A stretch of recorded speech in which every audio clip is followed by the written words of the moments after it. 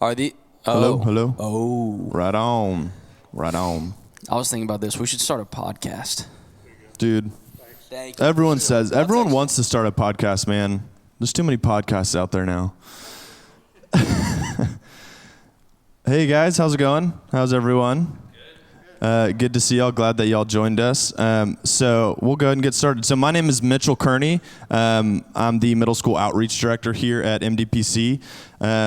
Anniversary's coming up, working here 2 years next month. I'm 27 years old, and I've been working with students, believe it or not, for about 9 years. Middle school and high school, primarily middle school, whether that's in a camp setting or church setting, or what have you. But yeah, and then this is Ashton. Yep, like you said, my name's Ashton. I'm the high school outreach director here at MDPC. I've been here since August of 2022. Before that, worked a lot with Camp Ozark. I was there for 3 years summer staff and then 3 years full-time as a staff recruiter. So I worked a lot with high schoolers, middle schoolers, and college kids. So I've loved MDPC, coming up on my 2-year complete anniversary in August. So yeah, it's been really fun. We're really excited that Brett asked us to come and talk to you guys about social media and kids and the relationship between both of those, because it is very, very, very big in these kids' lives. And so we're excited to talk to you guys about it. So Yeah, so disclaimer before we start, we are not dads ourselves. We are not married. We don't have sons or daughters. So we can't offer you that experience or that wisdom. That's the been there, done that. Hey, I have a whatever year old and this is how I did it, follow my steps kind of thing. But what we do have is a unique kind of perspective as youth leaders, seeing what these kids, we're around kids. I'm probably around kids more than my own friends, honestly. So we get to see them interact with their phones. We get to see what apps are, in a way, you guys, if you want to, you can look at us as we know what's in right now. We know what our kids are going on. We know what the apps are that they're kind of blowing up right now. And it's not just apps, but phones, technology, screen time. It could be video games. It could be movies. Research shows us that kids, I think it's 8 to 12 spend about 4 or 5 hours in front of a screen per day, and then it's pushing numbers into the teen that's 8-9 hours a day. Some of the research I was looking at was even just a few years ago, and it just keeps going and going, and you almost have to think to yourself, is there going to be a point where we don't even look at real life anymore? Is it just going to be all a screen? So it's a little scary, a little worrying, but we're going to attempt to show you guys how to navigate that. So the first thing I kind of want to jump into is this analogy of driving. I think if Ashton and I, if we had families and had sons ourselves, I would love to look at kind of showing them what phones are, kind of how we teach kids as a society how to drive a car. So you think about what that entails, right? So a kid knows what a car is probably ever since they are born, right? They're in a car seat. They know what a car is. We're getting in the car. They're driving the car. They know their mom and their dad drive cars. They know probably most adults, responsible adults drive cars. And they know that there's almost a checklist. You got to go get your driver's license, unless you're going to drive illegal, but whatever. But you get your driver's license, and that takes steps, right? And right now currently, and what it has been for a long time, is normally, for me, when I was 15 years old, I went to driving school. I actually went to a school, learned all the traffic laws, learned green means go, red means stop, yellow means you should probably slow down or make it, right? Sometimes it just means step on the gas if you're close. But you learn everything. You can turn right on red, and you can U-turn here, you can't there, all these things, right? And then when they're done with that, when I was done with that, at 16, I took the test, which I was super nervous about. I don't know if y'all, I was an all right driver, but it was the parallel parking that kind of gets everyone. But yeah, took my test, passed it, hooray. Now I can legally drive on the road, which is, one of the things my dad told me growing up, he was you need to be careful, always, always, always pay attention. And he would say, you're driving a bomb. That's what he would tell me. He said, you are literally driving a bomb, and there's other bombs around. So stay away just from everybody. So there was this, if you look at it from start to finish, there's this, progression of like learning about cars, learning how to drive a car, learning all the rules before they even let you into a car, and then finally you get your license, you get your driver's license, you get a car.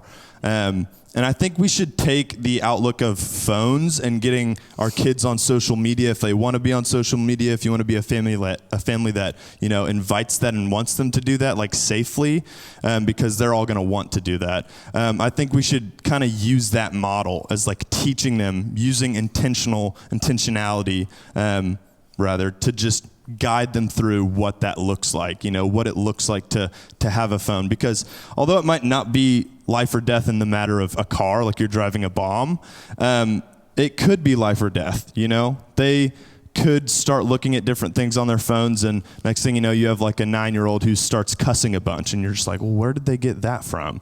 Or they're saying all these things, or they're hearing from their friends all these things. You're just like, I don't know if they should really know that yet. I don't really know the progression of that. So through all that, we just think like the bottom line is being intentional with kind of when you showcase it, and all of that stuff. And what I shared in the first kind of service too is that so I lived with, and back in college, I lived with a bunch of RTF majors. We had a house of like 8 people, and like 5 of them were RTF majors. RTF is radio, television, film. So they were working to be directors or editors. And one of the first things they would learn, because I would just watch movies with them constantly. I mean, we were always watching movies. But one of the first things they learned, and I learned as a byproduct, was in film school, they teach you the number one rule is show, don't tell. Is show, don't tell. You see the movies that just tell you all the backstory, boring. You need to show them that. And I think that relates to ministry, and I think that relates to parenting too. If our kids see us on our phones 8 hours a day, what are they going to probably do? You know, if they see us and how we use it as a crutch, and we're always looking at it, if we're, you know, not engaging with the people around us or being intentional with the people around us, and we're just constantly going to our phones, what are they going to do? So as youth leaders, we have to be very intentional with that as well, because at least for middle schoolers, they copy every single thing I do. And it's scary sometimes. And y'all probably know that too, that your kids just copy what you do. But yeah, now Ashton's going to talk a little bit about screen time and content and all that other stuff with some fun apps and oh yeah, and all really, that. really fun apps. Yeah. Okay, so raise y'all's hand if y'all have kids with phones. Okay, cool. For the guys that do have that, do they have any screen time limits on there or anything like that? If not, that's fine. So kind of like a new thing in this new age of realizing that kids are like uncontrollably on their screens a lot, almost passively too. iPhone, and I believe Android as well, has released this family sharing ability where you as parents, you set up your family profile on, you know, your iCloud and things like that, where you can monitor and limit the amount of time they can physically be on a screen.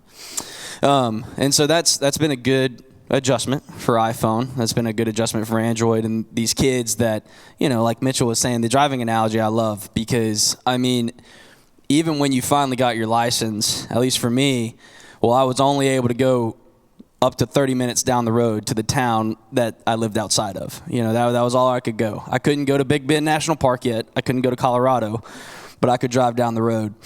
And so when these kids get their phones, I think screen time is a good thing. But the dangerous thing is that I think a lot of parents that are setting it, they set the screen time and then that's it. So if they've set the screen time, they think they've done their due diligence with their kid, and it's like, all right, I just limited their time on the phone, so we're good. And it's not quite that easy. And so screen time is one thing, but then what are they looking at during the screen time allotted is another thing. And this is where the bad news comes in. You guys as dads, and me one day hopefully as a dad, will have to do my research on the different apps they have access to, what social medias are they going to have access to, because I'm not going to sit here and say social media is bad. I'm not going to sit here and say that it's a thing that's dying. It's going to continuously grow. I was a public relations major over at the mass communication school at LSU, and we took a few classes on social media. I mean, I don't know if you guys know this, but it's an active resume. I mean, continuously, you're continuously updating your resume with your social life, the approach you have on people, the groups you hang out with, everything. And if you document that on your social media, I know that we're looking for a co-director of mine right now, a high school girls director for MDPC. And if a name comes across our desk, the first thing we look at is Instagram or Facebook or TikTok, things like that. I mean, you're not not asking for their resume right off the bat. You're looking to see what do they post, what kind of presence do they have. So social media, I don't think is going away. So I'm not here to tell you all that. But what we need to be aware of with kids is that when they get that phone, well, then they have access to these different apps. And there's some that require an email. There's some that require a login to use the app. But then there's some that don't. So TikTok, for example, I don't know if y'all have heard of that. It's a very, very large, multi-million-dollar app now. You can download that, and you don't have to have an email. You don't have to have a login. And you can scroll and just see what the world is posting right there on your screen. Which is a very, very dangerous thing for our kids, because algorithms are a crazy, consistently growing thing. And I know me as a 12-year-old, if I saw on a screen what I thought was interesting, either beautiful women or guns being shot or guys getting some crazy kills on Call of Duty, I'll sit there, and the longer you spend watching that little 7 to 10 second clip on your TikTok, the more that algorithm is saying, all right, that's how much more interested they are. Let me just show them more of that and dive into that. And then by that point, I mean, kids it's an addictive thing, and then they're just getting this feeling of that. So the content they're consuming, guys, it can be dangerous. And so for you guys, I would suggest just doing your homework. If you see a difference in your kids' behavior, if you see a difference in how they communicate, how they're talking about others, an automatic shift in like what they're wearing, or like how they try to change like on the spin of a dime, maybe ask, well, hey, how's if they have TikTok, if they have all these things, ask who they're watching. Ask who their favorite person is to watch on TikTok, favorite account. And guarantee you, if you go and look it up yourself, so don't ask them, hey, just send me a video of what they're going to say. Kids are smart, all right? They're not going to send you the things that they're actually watching. They're going to send the most G-rated version of what they're watching, right? So you guys have to take a little bit step forward and do that homework, yourself, because it can be a dangerous thing. Phones aren't all bad. Social media is not all bad. But just like driving a car, cars aren't bad, but they're dangerous. And phones and social media and this like slippery slope of doom scrolling is dangerous. And so for us, just as it's a consistently growing age, it's a consistently growing thing, talk with your wives, talk with your kids if they're old enough about, what you expect out of their phones. And Mitchell will get into this in a second, but maybe having a conversation with them, the phone's not everything, all right? The phone's, put it down, and that's who you are. It's not the phone in your hand, it's the phone out of your hand. That's who you are. And so that's a little bit of screen time versus content for you guys. And just be aware, so on, the TikToks, in those apps, you can go in and label like a family plan or family protection or, a thing that kind of alters the algorithm a little bit. But just me being a 26-year-old with no kids but working with high schoolers, they can find avenues around that, I saw one, I had a middle schooler one time who just set his time to another time zone, and then it reset. Yeah. It just reset his screen time. Yeah. I was like, that's very, very smart, actually. They know what's up. And they've got access to Google. So they've got access to being like, oh yeah. It's wild. So that's my little spill. Yeah, and we can kind of help you with the homework too. If you've ever wondered, which I probably still often wonder when spending time with middle school students, especially boys, just like, why do they behave the way they behave? Like, it's so weird sometimes. It truly is. If you go, so just some YouTubers that y'all can dive into. I'm sure y'all know who Jake Paul is, Logan Paul. Maybe big influence. You can look up them. They're almost kind of old news at this point, but like, I mean, some of my boys who are like 7th, 8th grade, they watched them when they were in elementary school. So like, even that's big red flag. I'm like, you watch this, like, this guy's like a jerk, man. This guy sucks. I mean, if just being honest. Balin Levine is a huge one right now. He kind of coined the, like, if you guys have seen like the videos of like, let's go into Walmart and like cause a bunch of ruckus and be crazy. So if your kids ever want to do that, they're probably looking at him. Because it's like, oh man, that was a really funny video. We could just do that. We have a Walmart right here. So yeah. But yeah, Balin Levine, Danny Duncan is one. David Dobrik, he's kind of more our generation, but he was also an influencer.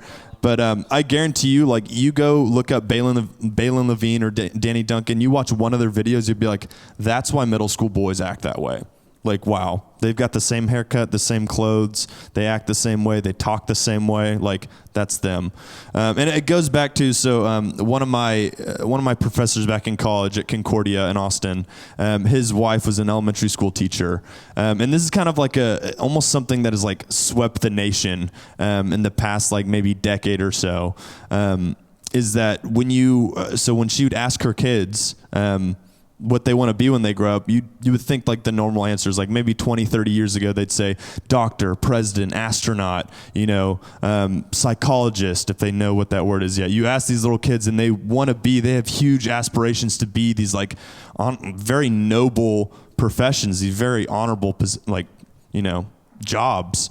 But she'd ask kids now, and like our kids would probably say the same thing. It's like, what do you want to be when you grow up? They say vlogger, they say YouTuber, they say Twitch streamer. If you don't know what Twitch is, you can get money while playing video games, basically. You just make a channel, it's free, you make an email. There's 20-something-year-old, like younger than us, that are making millions of dollars playing Fortnite. I mean, it's crazy. And I mentioned this too in the first kind of seminar we did. It's kind of funny if you think back to like some of those statistics of like our kids now, all of them will have jobs that we don't even know what they are, like 50%, 60%, whatever the percentage was. Just like most of the jobs that this generation, probably like Gen Z, millennials, kind of us, the jobs they'll have don't even exist yet. And that was something given, 20 years ago. It's like, well, these are those jobs.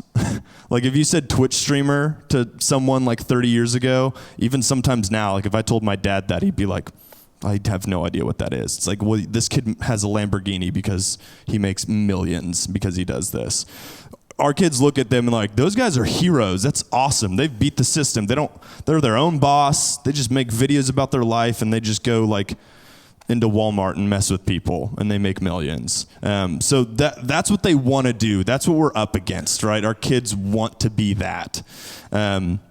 But yeah, kind of tied into that, kind of what Ashton was leading into is identity, the issue of identity in phones. And I have a quick story I'll share with you guys. So we lead life groups on Wednesday nights. I lead 7th grade boys. Ashton leads senior guys. But in my group, we have this thing where we put our phones up. Their phones are constantly buzzing and going off. They're in group chats. They have 100,000 Snapchats to get to that they just click of stupid pictures of the ceiling. It's like, why do they do this? They'll just go through all of them and their phone's always buzzing. So they're just, it's like a drug. They just want to look at it. So that's what we see all the time. Again, my life group, we're like, okay, throw all the food away, get all your stuff. Like, we're just going to have a Bible in front of you. That's it. And it's like, well, my Bible's on my phone. No, get your phone out of here. Like, throw it out the window. Real Bible, okay? And we put their phones up. This day, it was maybe a month or so ago, we had a huge phone stack in the middle, all on silent, just sitting there. These kids are like staring at them. They just want to use them. And this one kid, which, I didn't know at the time, but I was like, hey, let's put your phone up. And he was like, no, I'm not going to look at it. It's in my pocket. I'm like, we all put our phones up. Like my phone's up there. All of our phones are up there. And even his friends were like, come on, just put your phone up. Like, let's start the lesson. Let's start the discussion. Finally, I got through to him and he took his phone out. Guys, I kid you not. Like I have a Samsung. My kids roast me for not having an iPhone. That's the culture. That's what it is. But like this kid took his phone out. The moment they saw it, it was some Go phone, you know? Like that first, again, that's why we're kind of saying be intentional with you know, try to think of all things considered when you know, if you're in that, I guess, dad's stage of life of like what phone to get your kid, when to get them a phone. This kid took out his phone and it could call and text and it was like made of plastic or something, you know.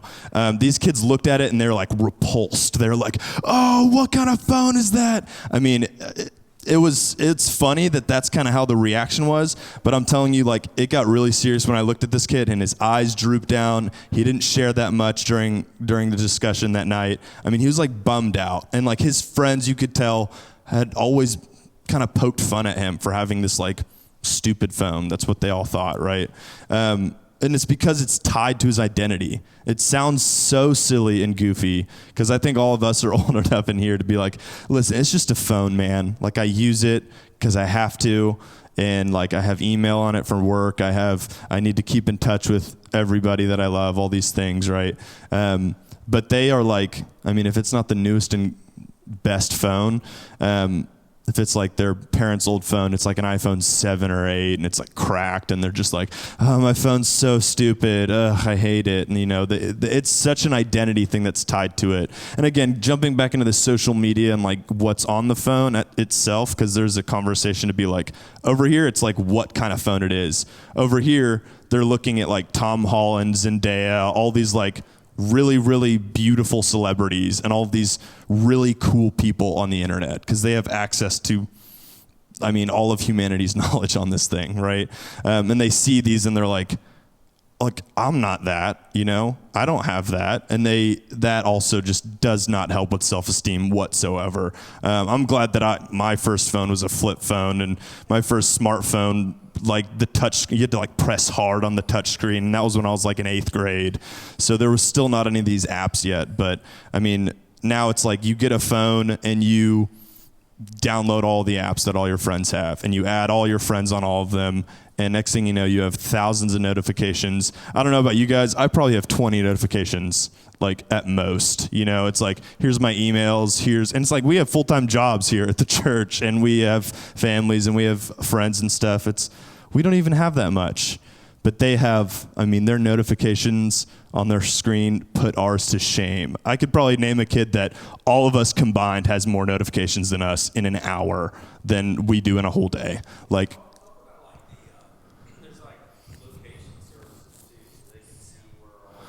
oh, yeah, Snapchat's big. Yeah. I mean, you can turn it off, but when you get Snapchat, you have your little Snap map. That's what they call it. And it has your little friends emojis that are like all over the city or in the neighborhoods and stuff. Which again, like, it's like, do your homework. We want you guys to like know kind of what. That's why I was like just throwing YouTubers at y'all to like go watch them.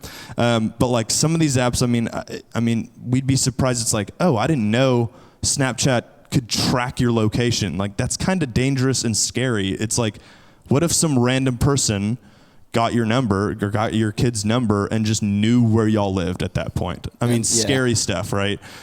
TikTok again is one of those things kind of changing. It's like TikTok, you're scrolling and it is just like a shotgun of what you're gonna get. I mean, it's a roulette of like, are you gonna get some super weird video? Are you gonna get some like appropriate thing? Are you going to get something that's massively inappropriate? I mean, like you don't know what you're going to get on that. So,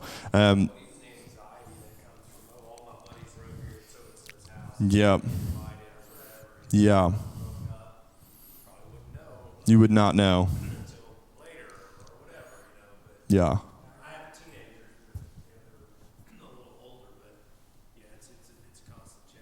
Yeah. I was going to say, I mean, working with the high school kids, you know, Mitchell had a lot of great examples of the middle schoolers having just hundreds of Snapchats, and you know, they're super sensitive about, you know, if you open them, if you don't respond, you know. And high schoolers, though, I'm seeing it with the 12th graders. They're the same way, you know.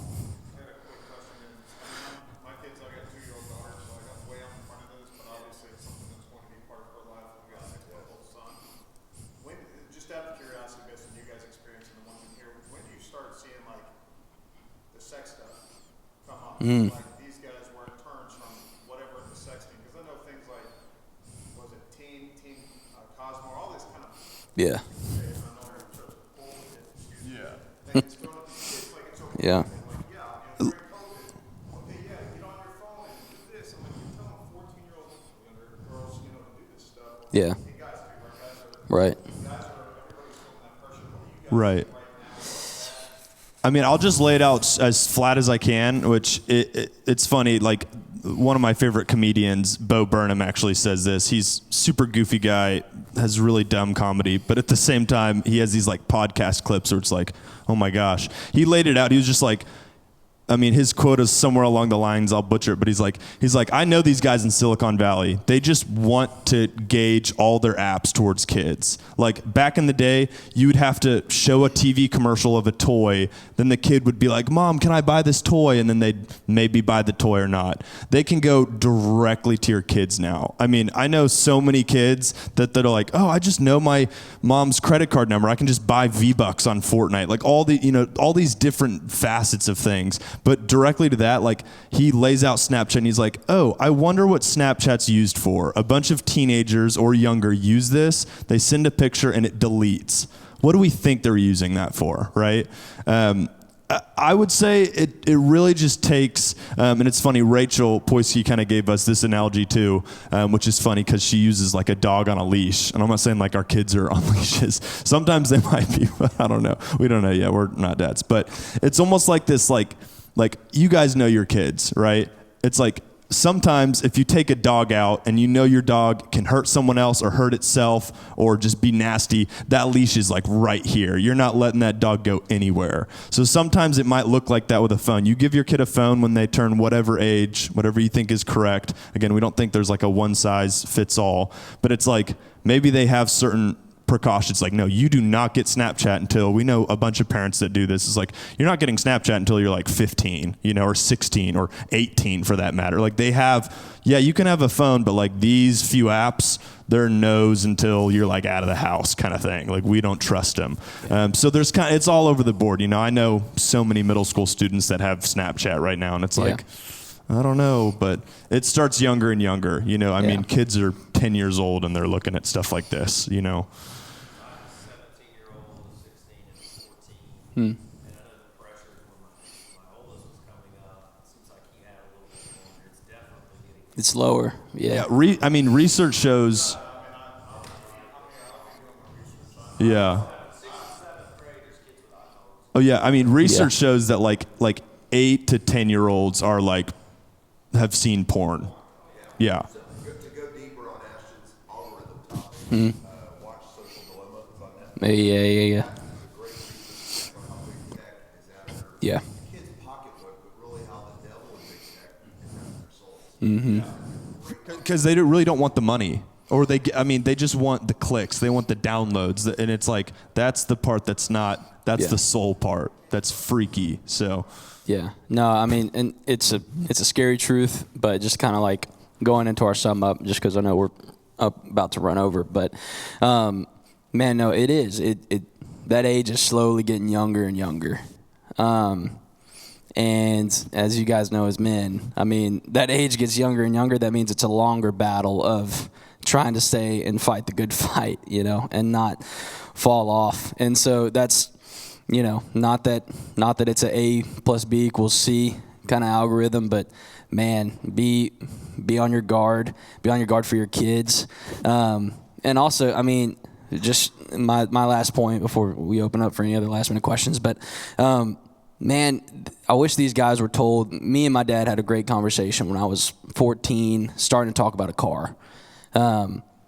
And he did. He sat me down and said, all right, what do you want a car for? Man, I would love to just be able to go drive to my buddy's house. Good. Then you're going to get something that can drive to your buddy's house. And I got a Ford Ranger that was a 2000. The door handle would broke every other time I would use it, so I knew how to install a door handle. But I was so proud of that thing because it did exactly what I wanted it to do. And so I wish we would communicate and be open more to communicating with our kids. Look, this phone, it ain't got to be a Lambo right off the bat. If you want to talk to your buddies, if you want to have quick access to them, I can get you that. It ain't got to be a touchscreen, fancy, multi-million-dollar company phone, you know. And with the nicer phones comes nicer maturity and growing with that. Me, I have my own truck now. I have my own truck note, you know, stuff like that. But I work towards that. So, yeah, that's all we got for you guys. So thank you guys a lot. Yeah, if you have any questions, feel free to, come up and ask us. We're just hanging out. So, but thanks, y'all.